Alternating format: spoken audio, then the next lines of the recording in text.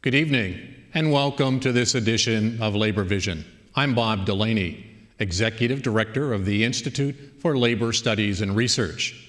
Labor Vision, a production of the Institute, focuses on topics of importance and interest to working Rhode Islanders. We hope you enjoy this evening's edition.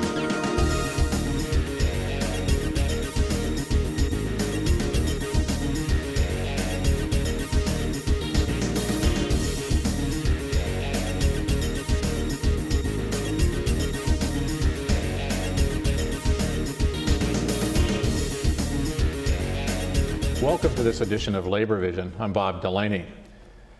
We've been talking about budgets and the impact that budget cuts have had on this state for many shows now. Well, this evening's show will talk specifically about some of the impact of those budget cuts on the food that's on the table of many families in Rhode Island. This evening's show will focus on the food drive that is hosted by the letter carriers and the Rhode Island Food Bank. My guests this evening are Cindy Eldar, she's the Director of Communications for the Rhode Island Food Bank, and Bob Falso, who is the Rhode Island State Association of Letter Carriers President. Welcome to the show. Thank you, Bob. I can't think of a more important discussion that we can have around the issue of a volunteer attempt by the Letter Carriers Union in particular, in partnership with the food bank, to be able to reach out into the community to provide more food for those people who need it. We just finished taping a show prior to this around the issue of budget cuts and the impact it has on issues like food stamps or Meals on Wheels programs. And I find it timely that we should have this discussion in the middle of these economic times about the role of the Rhode Island Food Bank and how important it is to how many families in this state, and the volunteer effort on the part of the letter carriers now for more than 20 years in generating methods of adding to the shelves at the food bank. Let's begin with you, Cindy. Tell me a little bit about the food bank, about the number of people that you serve, and what you noticed in terms of the demand on food at the food bank over the last number of years. Sure, Bob. It's incredible what has happened over the last few years, particularly since the start of the recession in 2008. We've seen a 58% increase in the number of Rhode Islanders who are depending on the emergency food programs that we provide just to meet their basic food needs. And if we look at that in terms of the population of Rhode Island, every single month, 60,000 Rhode Islanders are going to emergency food pantries just to keep the shelves filled in their own homes so that they can feed their kids. These are also senior citizens and the most vulnerable members of our society who are depending on this food. So it's a very serious problem. It's not a problem that has gotten better. It's gotten worse. And I think part of that is because when people lose their jobs, as has happened in the recession, first they go through their savings, and then they ask for favors, and they go through all the resources they have. By the time they are humbling themselves to visit a food pantry, they've exhausted their resources. And so sometimes that takes a year or two, and that's why we're really seeing right now the effects of the recession are just making it very, very difficult to keep food on the table for our families. Do you think there's a misunderstanding too of what people come to the food bank, what group of people? I think in many people's minds it's people who are homeless, people who are kind of at the last straws or the last strings of what's happening, whereas the impression that I'm getting is that there are many middle-class working families who really do depend on the food bank, particularly in this climate where people have lost their jobs. Mm-hmm. While it's important to remember we should have compassion for anyone who's hungry, I think that I spend a lot of time actually going out and visiting the food pantries all over the state. We have a network of 163 food pantries all over the state. And the Rhode Island Community Food Bank is the hub. We're the organization that distributes the food out to those pantries. And when you go there, what you see is really a new face of hunger. For instance, just the other day I was chatting with a gentleman in his 40s who is a registered nurse, had worked in an ER of a hospital for 18 years and lost his job, ended up homeless, for a brief period of time and relied on a food pantry. He's now back and working again and volunteering in the food pantry that he used to have to access for help. I see more and more people who have lost their jobs and have maybe now gotten back on their feet and are giving back to the community. That's a really positive sign. We'd like to see that happening. But there are a lot of people who either have not gotten jobs, or maybe they're one income in a family that really needs two incomes. They might have kids, and they just don't have enough money to pay for the rent and the utilities and the medicines. One of the saddest things I see are senior citizens who are absolutely foregoing their medicines in order to get food. This is no joke. And I have frequently spoken with people who say, well, I've decided not to take my insulin because I'm going to try and manage this with food because I can't do both. Mm-hmm. I think it's so critical for people to understand even the volume of food that the Rhode Island Community Food Bank moves to the pantries around the state, and for all intents and purposes services the entire state. And I think I want to use that servicing the entire state as a good reason why the letter carriers are so involved in this project. You've been doing it now, Bob, for 20 years. Yes. And you know, I can't think of anybody in the community who touches each and every home in this community more than the letter carriers. First of all, I want to thank you. I want to thank you for your personal commitment to this project. And I want to thank the letter carriers because this is a project that they've taken for a long time. They're very serious about and dedicated to doing. We've covered this project for several years now. And I'm very proud and pleased to be affiliated with the letter carriers through the Institute in this project that really does make a difference in people's lives. Tell me a little bit about the process, Bob. Tell me what happens in terms of the letter carriers and probably why they even got involved. I mean, you guys are crazy busy on a good day, and now you're adding to this and making sure that people in the community, people in the state are being cared for at a different level. Why even get involved? Well, we all want to do our part to help out. Most of us, of course, have no problems feeding ourselves, our families. And it's a very small thing that we can do to give back to the community. One day out of the year to collect food that our customers put out to help out the food bank. And it comes at a critical time. It's always the second Saturday of May. And it comes at a critical time just before schools get out and there's no lunch programs for kids that are in school. No breakfast before school, that sort of thing. So puts an even greater stress on the food bank at this time. So it's a real good time that we schedule this.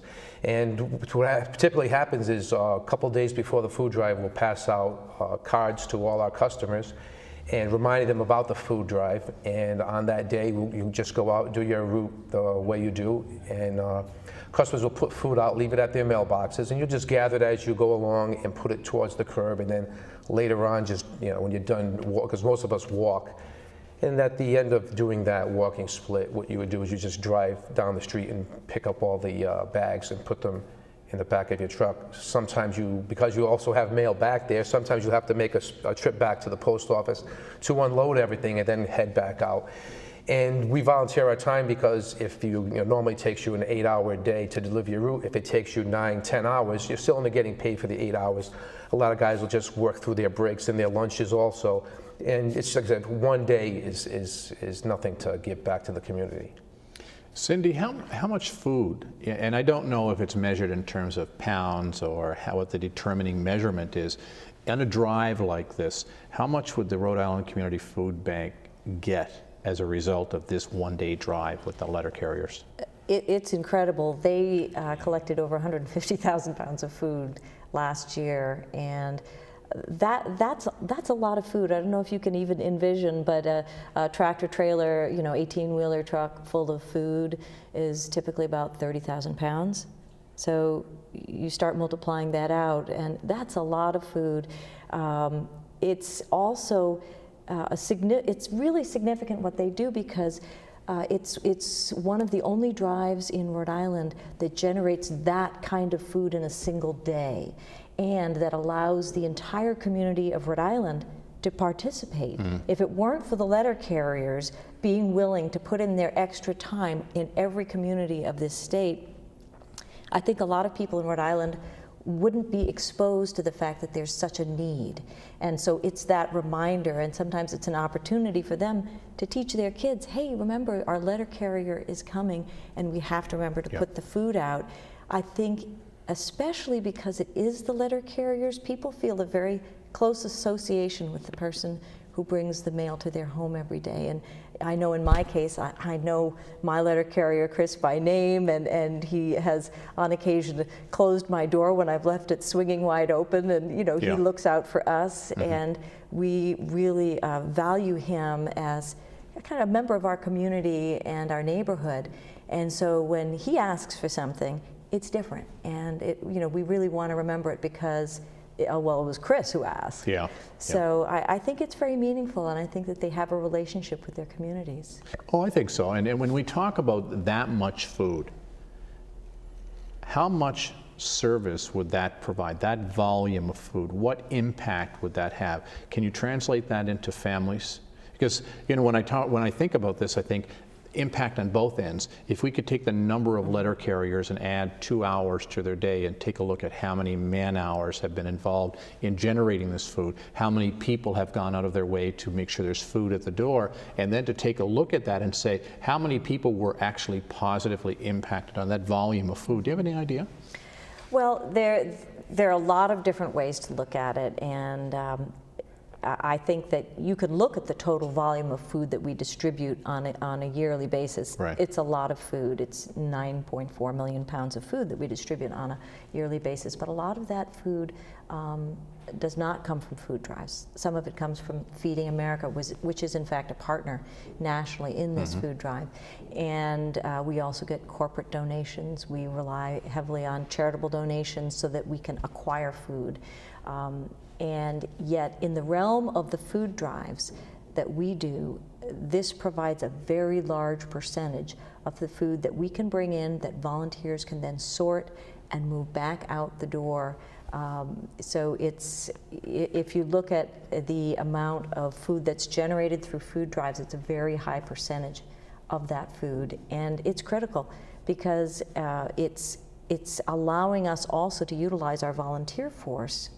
We have many volunteers who come in several times a week, and they will go over every can of food, every box of food, and they will make sure that it's in good condition and ready to go out, because we only want to distribute quality food. And to that point, I would really urge people, when you're putting the food out for the letter carriers, don't put out the thing from your cupboard that you don't want. Put out the thing that you think some family really does want, particularly healthy foods. We're really focused on distributing nutritious, healthy foods like tuna fish and peanut butter, pasta, rice, particularly brown rice, and canned soups and stews and beans, all the things that a mom or a dad would need in order to put together a healthy meal for their family. I'm glad you brought that up, because most people, have some sense of what to put out, but it's really much easier when you give kind of an outline of the food that is probably the best to put out, that's in most demand. Bob, let's talk about the logistics of it. It's May 12th this year. Yes. And probably on Tuesday or Wednesday of that week, you'll be putting notices in mailboxes? Yes, we'll put, each resident will get a card in their mail reminding them of the food drive to put their food out, non-perishable items. And on that Saturday, we'll collect the food, we bring it back. When we bring it back, the food bank has people there, a lot of volunteers help out separating the food and cans and whatnot. And then it actually goes on our trucks, and our trucks deliver it to the food bank. And one of our main coordinators, Steve Lepre, he coordinates all this and gets to make sure everybody has enough volunteers, make sure all the trucks are assigned. And usually it goes off without a hitch. Having done it for 20 years now, the system works right now the way we have it. I think the initiative itself is a great initiative, and I think it's important for people to realize that the role that not just letter carriers, but all organized labor play in community events. And sometimes it's an issue as simple as sponsoring a baseball team or being a coach on a baseball team, and it goes from that level right to ensuring that we're helping to put food on the tables through the Rhode Island Community Food Bank. And I think it's really important for people to participate. Is there anything that you would like to do to encourage people? Is there anything that the Community Food Bank does to encourage more people to participate? Because it's such a worthwhile project, and we just need to find a way of reaching out. And I know, like you say, we put the notices in the mailbox. We're hoping that this television program will encourage people to participate again on May 12th. Anything else that we could do, anything else that we can add to make sure that the people participate, because it's such a worthwhile project? What I would say is that I think a lot of times when someone receives a request for a food drive, the kind of thing that the letter carriers do, you think, well, I'm going to try to get to that, and it just sometimes gets past you. We're all so busy. This year, it is really, really important to put the food out. The need is greater than it's ever been before. And if you look into the eyes of your children and try to imagine that 49,000 children in the state of Rhode Island are living in poverty, it's nearly 20% of kids under the age of 18 living in poverty. When you think about that, then make a special effort to put the food out, because the letter carriers are doing their part. They are going door to door, they are volunteering their time, they're lugging these cans, they're doing the hard work. And so I would really ask you to say, don't let someone else do it down the street. Be the one, be the leader, and put the food out. I truly want to thank and congratulate the Rhode Island Community Food Bank for the work that you do each and every day. This is not just one drive and it goes away. Each and every day there are people volunteering at the Community Food Bank. There are drives that are taking place. There are a number of agencies I know that go out of their way to support the food bank. And when you can do that in collaboration with a statewide organization like the letter carriers, it truly does make a difference. And Bob, it was interesting you said earlier that it comes at a very timely point in the year, because when school closes, there are food lunch programs that go away for many children in the state. And there's, in some ways, probably even more of a need during the summer, because some more children are home alone and they don't have the school food program. So I think it's even more important for people to focus on the importance of what they're doing and giving. Yes, and we've been doing this, like we said, for 20 years, and last year this goes on across the whole country. And I believe last year, throughout the whole country, there was 70.2 million pounds of food collected. And last year we reached our goal. We actually hit 1.1 billion pounds of food since the drive started 20 years ago. And that's a lot of lugging. And in addition to delivering the mail that day. So it's something, like I said, that, one day a year, we don't mind doing that. And also, a couple of years ago, we got a big boost from not only from the National Association of Letter Carriers, which I'm from the National Rural Letter Carriers Association. They came on board, and we got a big boost from them since they came on board with this.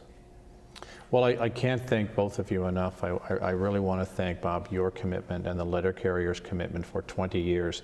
Those numbers that you give are staggering. I don't think most of us could even conceive of where you could put that much food in one spot. I truly want to thank you and the letter carriers' commitment for the last 20 years, and hope that 20 years from now this project will be even larger. I know that the union is committed to it. You and individuals in the Letter Carriers Association are absolutely committed to it. Cindy, I know that the Rhode Island Community Food Bank will be there for a long, long time. And in some ways, we wish we didn't have to have a food bank. But the work that you do with the more than 100 pantries around the state? 163. That's a lot of need. Mm-hmm. And I hope people really do that little bit of a stretch for May 12th and do what will make a difference in the lives of other people. I often think of my own grandchildren on that particular day, who are the ones who walk the food to the mailbox, because it becomes a family affair, and they know that they make a difference. So on behalf of the Institute for Labor Studies and Research and everybody in organized labor, I want to thank Cindy for the work that you do as Director of Communications at the Rhode Island Food Bank, and Bob, in your position as President of the Letter Carriers, but in this particular case, even more so, for your personal commitment in doing this, and as your position as President in encouraging your members in the association to do it. Thank you for coming this evening, and I wish you well. If there's anything that we can do to promote it, you can count on us. Thank you very much for coming. Thank you. Thank you so Appreciate it. much, Bill. Okay.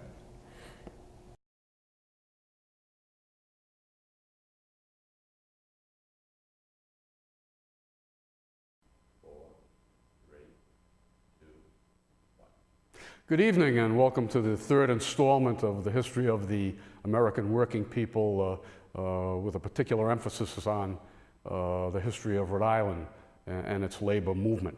My name is Scott Malloy. I'm a professor at the University of Rhode Island, and although I teach this in a 14-week setting, you're going to get the abbreviated version, so put your seatbelt on and we'll take a quick roll over the ensuing weeks to take a look at our own fascinating past. Last time I talked about the formation of industrialization, where Rhode Island was #1 in the country with the establishment of Slater's Mill in 1790. But we also saw the emergence of strife between labor and management. I often say that this is the beginning of them versus us kind of piece of our state history, which has never really gone away. One of the other outcomes of industrialization, not only that it would crowd out agriculture eventually or create other problems like pollution, in Rhode Island there was an unusual law that was part of our Constitution for many years. And that is, in order to vote, you had to own $134 worth of property. You didn't have to pay $134 worth of tax. You had to own that much in property and pay whatever the tax might be on that, which probably wasn't very much. But with the advent of industrialization and the payment of cash, more and more people left the farms, left rural Rhode Island, and went to Pawtucket, moved to Providence, went to Smithfield, made the long trek to Woonsocket. These all became manufacturing centers as time passed on, particularly in the 19th century. And as people left the land, they also lost their right to vote, because now they became industrial workers, no longer living on the land, no longer owning the land or inheriting it from their family. And because of that, they lost the ballot. They no longer had the right to vote. And if you look at a couple of these documents, one from the 1700s, one from a later period, you'll see that they're signed by the clerks of the respective towns. And this would say that they owned enough property in order to have a freehold estate in the state of Rhode Island. Now, what's interesting is that by 1840, 50 years after Slater's Mill has been established and innumerable other mills have popped up around the state and the region, fewer and fewer people could vote. So much so that about 8% of white males had the right to vote. A majority of those over the age of 21 born in Rhode Island could no longer vote. You also had people of color who could not vote. You also had half the population made up of women who could not vote. You had what was once the purest of democracies in Rhode Island, now turning into a state run by a handful of elite property owners. And this would lead to what was known as the Dorr Rebellion in 1842, led by Thomas Wilson Dorr, an aristocrat, but with help from Rhode Island's first labor agitator, Seth Luther, and the Workingmen's Party, and the Newport and Providence branches of the Mechanics Association. And even though the Reformers' lost, they eventually changed the Constitution to a certain degree to allow at least native-born whites to get the right to vote, as well as African Americans. Very unusual in this early period. I mentioned earlier that other states did not follow the Rhode Island example, and I can hear our listeners chuckling at that. But in Lowell, Massachusetts, right down the road from Rhode Island, if you take Route 495, Lowell and Lawrence, Massachusetts have a lot of factories that are still in existence as museums, just like Slater's Mill, and I would encourage everybody there to see them. This document is called the Lowell Offering, and to show how different the factories were in other areas of New England or just in nearby Massachusetts, this little literary journal, which had poetry, opinion pieces, short stories, was written by the young women who worked in the Lowell mills. It was an entirely different situation than what we had in Rhode Island, which always, it seemed, played upon low wages as a way to get along, where in other places they believed in human capital and tried to educate and bring people along. And here we have the Lowell Offering. You saw nothing like this from the state of Rhode Island. This other document is also in this era of industrialization as it begins to take off. It's a mutual benefit association, and it's called the Farmers and Mechanics Mutual Benefit Association of Worcester.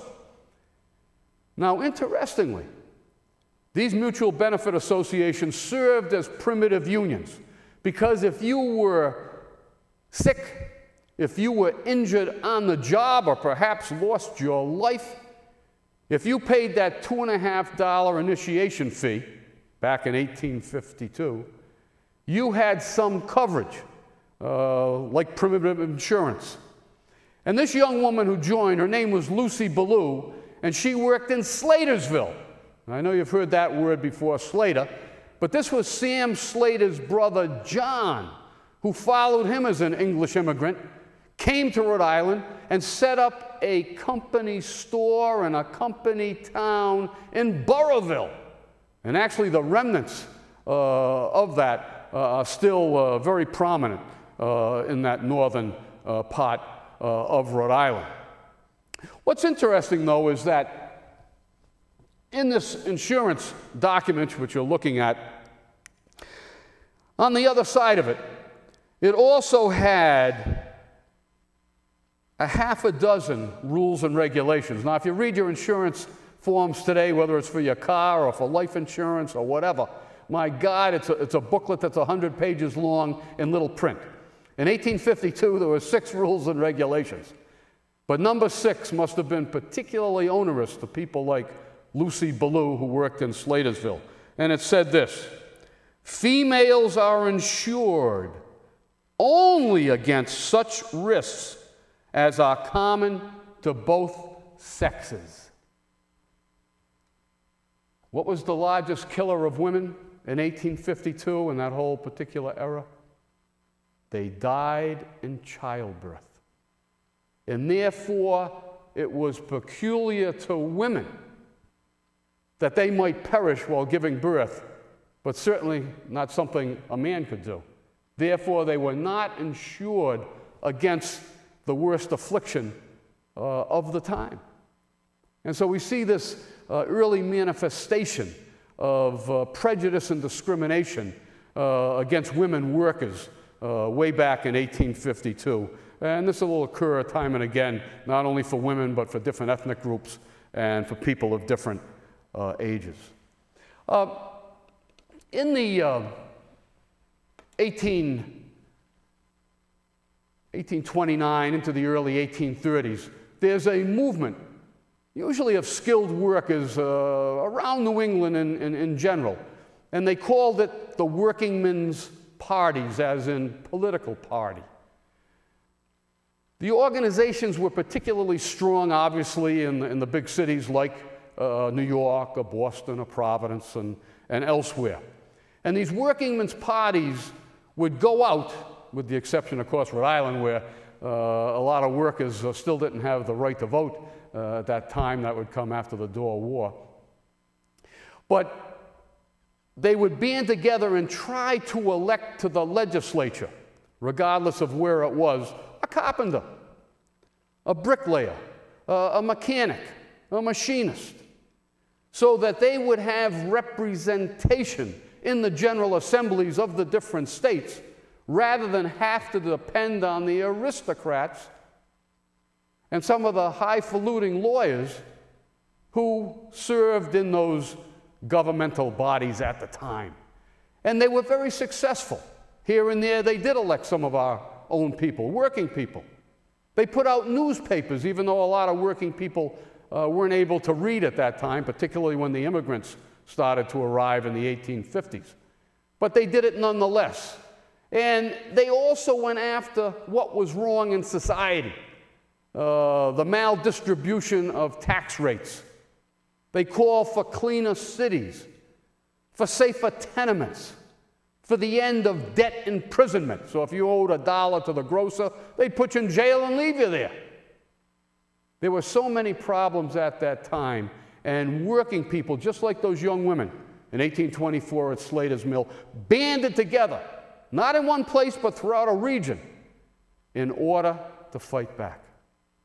And they were doing a tremendous job at that. When in 1837, I know in America where we've been trained to know that there was a Great Depression in the 1930s, and that today we're living through something not quite as horrendous, but if you lost your job, it's no fun, the Great Recession. But American history is pockmarked with industrial panics or recessions or depressions.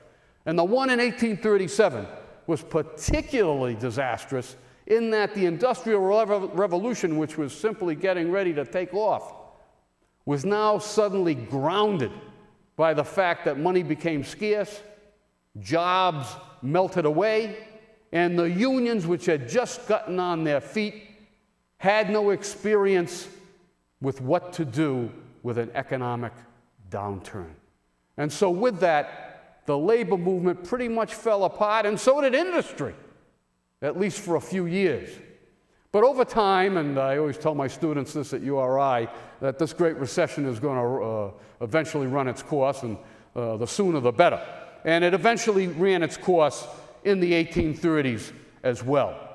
And once manufacturing got back on its feet, it became the age of invention. Whole new ways of manufacturing were invented. New machines, new ways of doing things. Production skyrocketed between 1840 and 1860. The number of spindles in a factory doubled throughout the United States. Between 1840 and 1860, the mileage of the trains, the train tracks, increased by a factor of 10. So by 1860, you could go almost anywhere on a train. One of the reasons why the North was able to win against the Confederacy during the Civil War. Iron production increased dramatically, one thing after the other, so that Rhode Island and the rest of the United States, almost like England itself, which was still the mother country in terms of industrialization, we began to put out products from A to Z. But with that again came discrimination and the oppression of those people who found themselves working oftentimes for a lifetime in the mills. And one Fall River superintendent in 1855 said about his Irish workers, and that's when they came in the 1850s and took the place of a lot of Americans, American-born workers. Some of them went back to the farms, some of them became superintendents in the mills, but the working people were usually displaced by a new wave of immigrants, in this case the Irish. Later on, it'll be a whole different group of people from different places around the world. But this superintendent in 1855 said this in the newspaper, and what's amazing about this quote is I don't think it raised anyone's eyebrows at the time. He was simply stating the facts. There was no outbreak of emotional attack against him. It was just the way things were. He said, "I regard my work people just as I regard my machinery. So long as they can do my work for what I choose to pay them, I keep them, getting out of them all that I can. When my machines get old and useless, I reject them and get new ones. These people are part of my machinery." A rather sad commentary on the state of industrial America just before the Civil War, that American workers were now treated, and immigrant workers who came in too, were treated as part of the machinery. Machinery was expensive. It cost money to replace it. An injured worker could be tossed out the door, and there'd be 10 people waiting to come in and take his or her job. So it's a very, very sad thing to hear when we look at that, because the concept of human capital was so far in the distance that even the idealists didn't have a concept of it at the time. And working people, not simply those in the mill who probably had a much harder time of it than those who had a craft or a skill. One union organizer said in this era of industrialization before the Civil War, "Machinery has taken the entire possession of the manufacturing of cloth," he wrote. "It is making steady advance upon all branches of non-manufacturing. The newly invented machine sews working in curves as well as straight lines.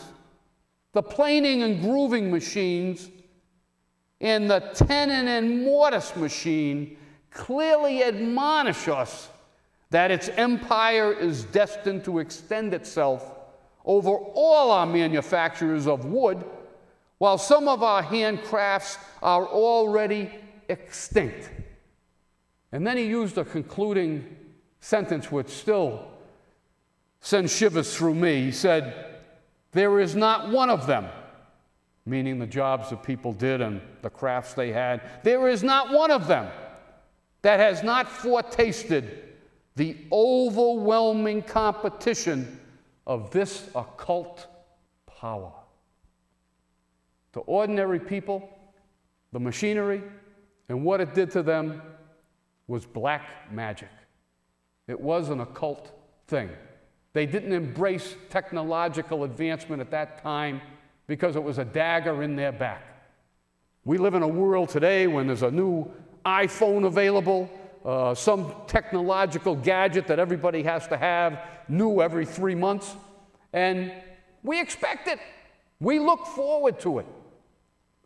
But at that time, people did not have the education or the wherewithal or the ability to handle that. And so it scared them, and well, it should. But despite the hardships in the mills, by the 1850s, the greatest wave of immigrants perhaps ever, other than the English themselves, who were the first ones here, came after the Irish potato famine, which ended in 1851. And tens of thousands of Irish came to America and came to Rhode Island, making Rhode Island one of the great Irish colonies in the United States. And in fact, in the 1850s, that would be the highest percentage of immigrants into America, the 1850s. And we still hear people squawk and complain about immigrants, that they're this and they're that. They're really not a heck of a lot different than our great-grandparents. And they face some of the same problems and some of the same prejudices. And I think if we knew more about our own ethnic history, and I'm going to give you a little bit of that too, if we understood where our own folks came from, we'd have a lot more sympathy for the people who came just recently.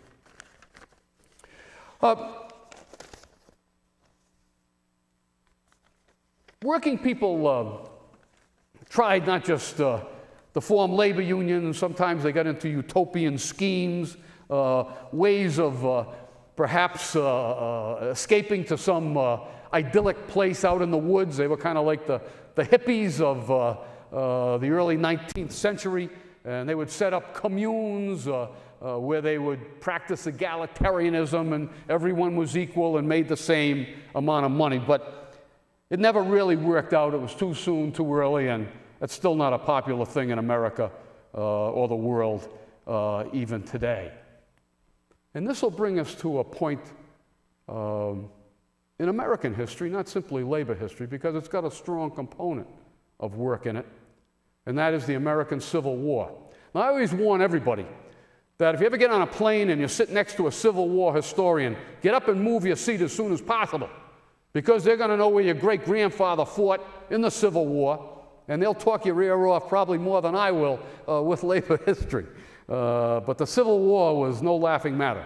It was a brutal war. It was one of the first modern wars, and more Americans died in the Civil War than the number of Americans who died in all the other wars we've participated in put together.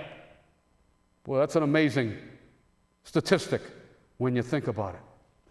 But for our purposes, the real issue in the Civil War was simply this: would America run on the labor of bonded slaves taken and snatched out of Africa? Or would we run our country on the backs of working people with wage labor? And by the way, some of the labor activists in the day would call it wage slavery. But it was still better than being a slave for life. And so that strong component in the Civil War makes it very important, although I don't spend a lot of time with it, only because you can get caught up in the Civil War and you'll never get out of it regardless of how long you live. But the other important item in the Civil War was this: it created a class of people in America that had never been seen before. A group that was able to amass incredible wealth, political influence, and the power to push their workers around any way they wanted. Now, if you like these people, and as you can tell, I don't, you might call them, if you didn't like them, you call them the robber barons. But if you had a soft spot in your heart for them, they were the captains of industry, holding that ship's steering wheel through the gales and hurricanes and tsunamis that the world had to offer. But to the ordinary people who worked for them, life was hell. And so they went on. And so we have in America after the Civil War a group that has the ability to propagandize, to buy the politicians, to do almost anything they want, because they had fortunes that people could not even conceive of because they were so large. And you know some of the names: the Rockefellers, J.P. Morgan, August Belmont, Jay Gould, the buildings, the colleges. No matter where you go, you see their names. The poor working people who toiled a lifetime in their factories and mills, their names are written nowhere. Many of them are in an unmarked grave with no headstone. That's the repose of our ancestors. That's our pedigree. It ends at Potter's Field. But these people ran the country, and they did it to ingratiate themselves and their own kind. And because of that, after the Civil War, we see the beginnings of the modern labor movement. We see American workers ready to take on these captains of industry, these robber barons, and to go head to head with them. People who couldn't even write their own name, working people who didn't have the experience of organization, suddenly found by coming together, they could make a change not only in their lives, but in their lives of their fellow countrymen. And so we discover after the war, two groups of people in America: the corporate interests ready to do battle with the new kid in town, at least in terms of numbers, the labor movement. And it was a battle for the heart and soul of America. And the first group that really had a national outlook was, of all things, called the National Labor Union. It was led by an iron molder. These were people who made ice boxes and primitive stoves way back then, an iron molder. And William Silvers went around the country, almost like a Pied Piper, organizing people into this National Labor Union, no longer confined to Providence or Boston or Philadelphia, but with a nationwide scope. And the importance of the National Labor Union is not that it accomplished very much, because it didn't, but it set the table for the next labor group that would come along, the noble and holy order of the Knights of Labor. But what the National Labor Union did, and what William Silvers did before he died prematurely in 1868, was that he talked about the 8-hour day. He talked about the equality of pay for women in the 1860s. He talked about letting people of color into the National Labor Union. He talked about political power for ordinary working people, because in most other states they could vote. This was dangerous material. This was an opportunity to bring people together, and in many ways it was premature. They were a little ahead of their time, and sadly in 1873, one of those depressions that I talked about hit America again, and by 1877 we're talking about a tramp menace, kind of like the homeless today, because so many people were put out of work, and it was really the end of the National Labor Union. And so William Silvers and the members that he brought into that nascent labor union, they all lie in an unmarked grave to this day. But their achievements and their willingness to sacrifice everything so that not they so much, but their children and grandchildren could do well, would make all the difference in the world. And so they set the supper table for the next group that would come along in the 1870s, but most particularly in the 1880s, the Knights of Labor. Originally founded as a secret organization in Philadelphia among a group of tailors, secretive because if the management found out about it, they'd all be out of a job. And so the Knights of Labor got into that abracadabra, not letting anyone know their business, but they went public in the 1880s under the most dynamic personality of the American labor movement of that time, Terence Powderly, the former mayor of Scranton, Pennsylvania.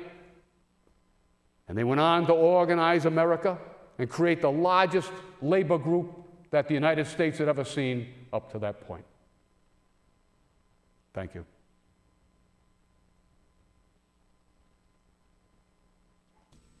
Thank you for joining us for this edition of Labor Vision. We appreciate your input and encourage your comments. Labor Vision can be seen 3 times each week: Tuesdays at 7 p.m., Thursdays at 8 p.m., and Saturdays at 5 p.m.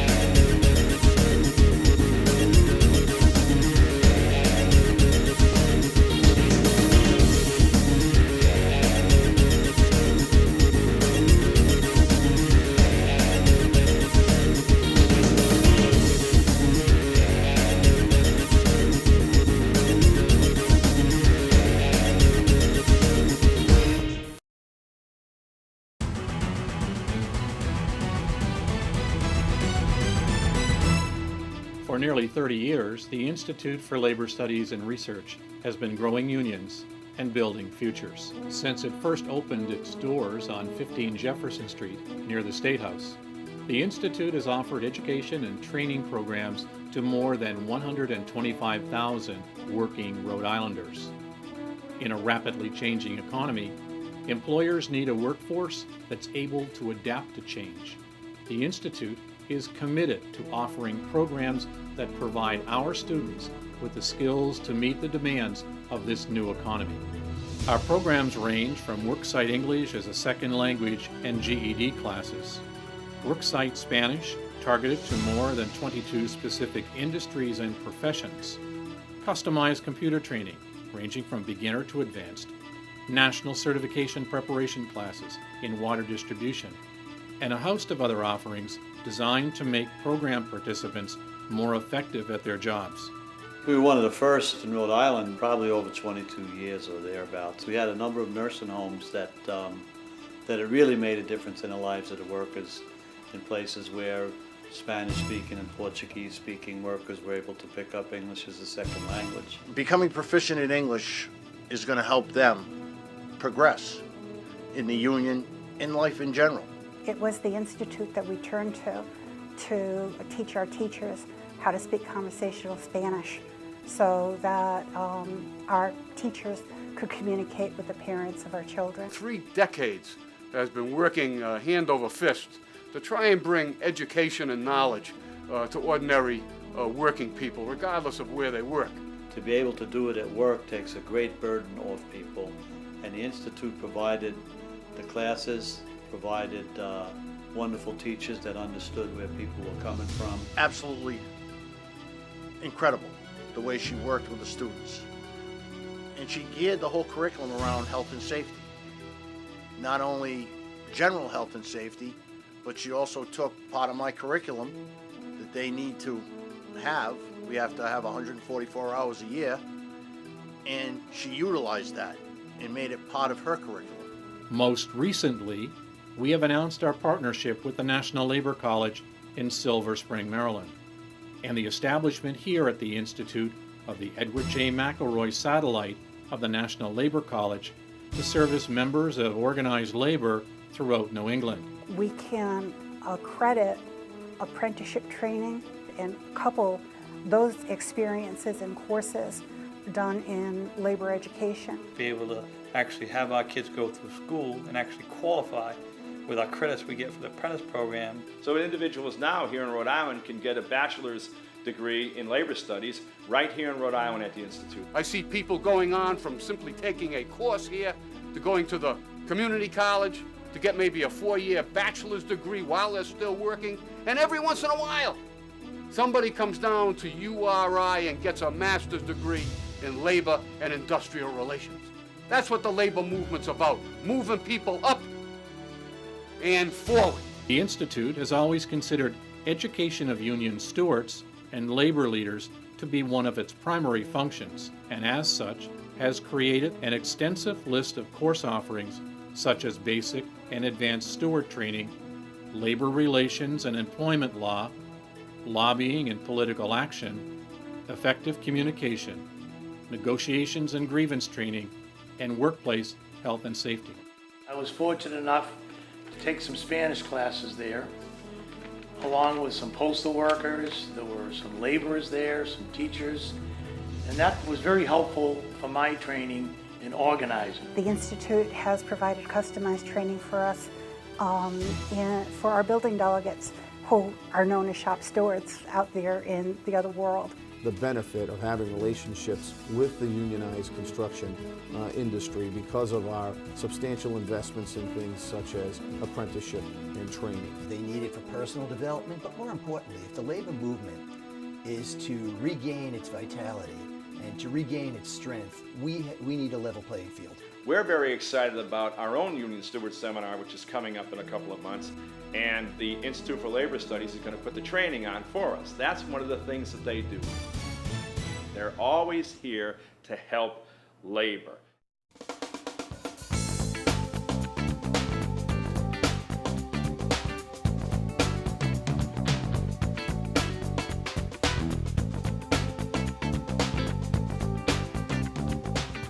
Our Leadership for a Future program provides a leadership training environment for emerging and established leaders from community groups, labor unions, and religious community.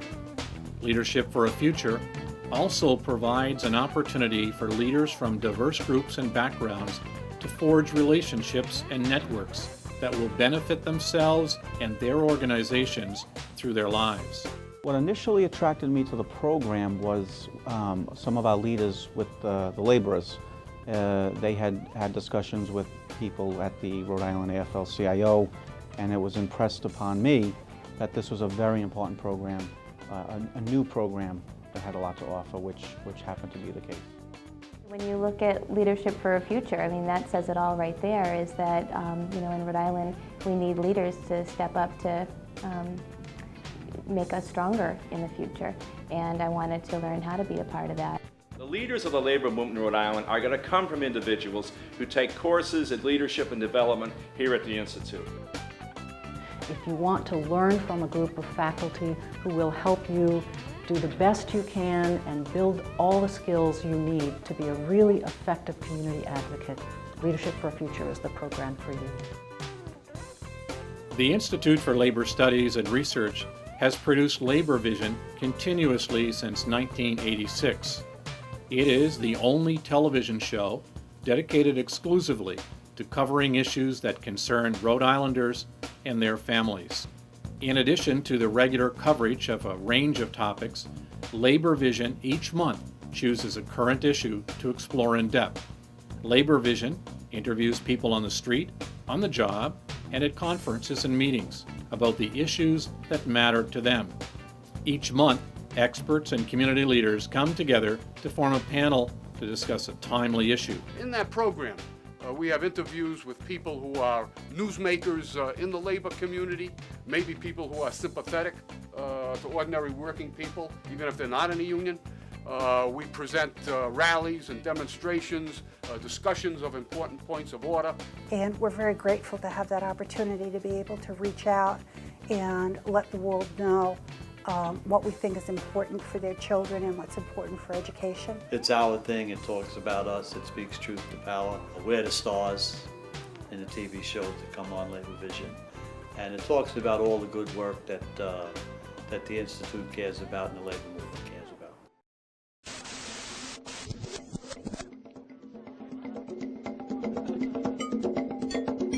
Employee Free Choice Act. Everybody's standard of living improves. Where people are actually compensated. People can earn enough. And not have to go through that fight and that intimidation and that fear. The worst employer in the world. Elvis Figueroa. A Marshall Plan for the economy. It requires a first contract. It requires mediation. If you can't reach a first contract within a year. It'll help the labor movement. It's going to inhibit a lot of these employers from saying, I'm just going to fire 3 guys and we can just stop this right here. What this act is going to do is put the choice into the hands of the workers. We could get Congress to pass this. This is the right thing. Let's do something right for once. The Institute for Labor Studies and Research has trained more than 125,000 members of organized labor and working Rhode Islanders. We're very proud of that accomplishment, and we look to 125,000 more in the next 30 years. Together, we'll build something that people 30 years from now will look back on and pay honor to as well. When you support the Institute for Labor Studies, you support the labor movement in Rhode Island.